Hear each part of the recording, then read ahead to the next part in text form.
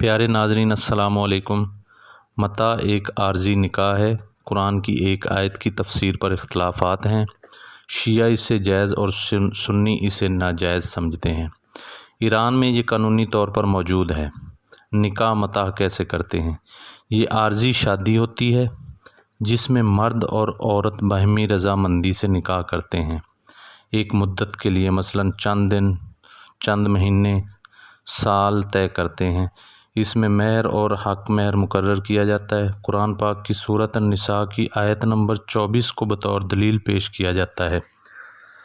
سورۃ النساء کی آیت میں لفظ استمتع آیا ہے، جس کی بنیاد پر شیعہ علماء کہتے ہیں یہ متاع کی اجازت ہے، جبکہ سنی علماء کہتے ہیں یہ عام نکاح کی بات ہے، متاع نہیں۔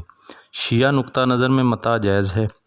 ایران میں اس کی قانوناً اجازت ہے۔ ان کے مطابق نبی پاک صلی اللہ علیہ وآلہ وسلم کے زمانے میں یہ جائز تھا اور آپ صلی اللہ علیہ وآلہ وسلم نے اسے منسوخ نہیں کیا، جبکہ سنی نقطہ نظر میں متاع پہلے جائز تھا، لیکن آپ صلی اللہ علیہ وآلہ وسلم کے دور میں ہی آپ نے منع کر دیا تھا، اس لیے اب ہمیشہ کے لیے حرام ہے۔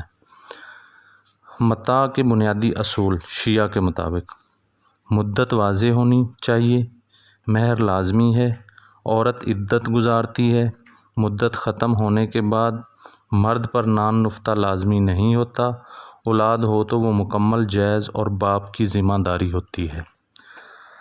یہ مسئلہ بہت حساس ہے۔ مختلف مکاتب فکر کی اپنی دلیلیں ہیں، اس لیے کسی ایک رائے کو ماننے سے پہلے مستند علماء سے رہنمائی لینا ضروری ہے تاکہ آپ کسی غلط عمل کو نہ چن لیں۔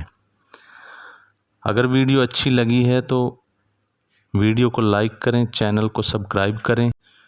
شکریہ۔ ملتے ہیں کسی اگلی ویڈیو میں، تب تک کے لیے خدا حافظ۔